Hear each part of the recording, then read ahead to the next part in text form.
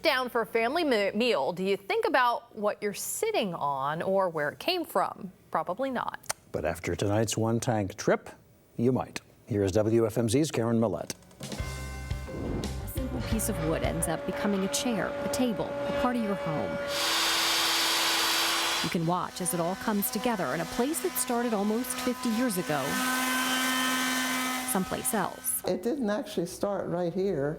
It started in a house in Elizabethtown where we lived when we were first married. George Martin had just returned from voluntary service in Honduras. He spent 2 years carving wood there, and back home in Pennsylvania, he kept at it. It was a hobby at first. I knew he had interest in woodworking, and he would have made a very excellent farmer as well. But it just seemed like God kept leading us this way. In 1974, George and wife Ava Lee opened Georges Woodcrafts, now Georges Furniture, in Marietta, Lancaster County. We want to just show people what we do, which is a lost art. Not too many people do this. For $3 a person, kids are free. You can walk through the wood shop. The first thing you'll notice is the smell.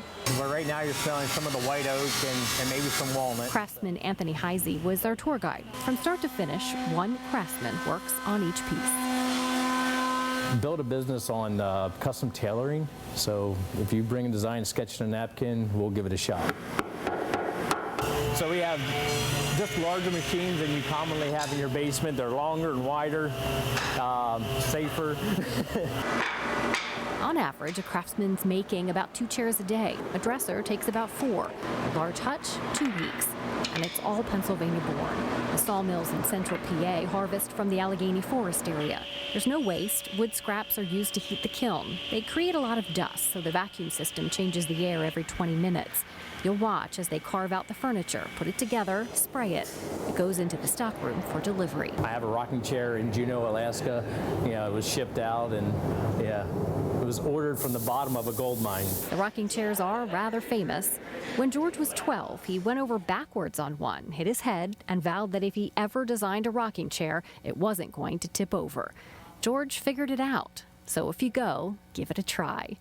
George passed in 2010. His daughter and son-in-law are at the helm now, but George's love of the art remains. You can still hear George talking about how to make things and what not to do, and you know, his standard, you know, stays with us here, and we've held that for 50 years. Admiring the craftsmanship on a one-tank trip to George's Furniture in Marietta, Karen Millette, 69 News. Very nice. Yeah, pretty neat. Love to see.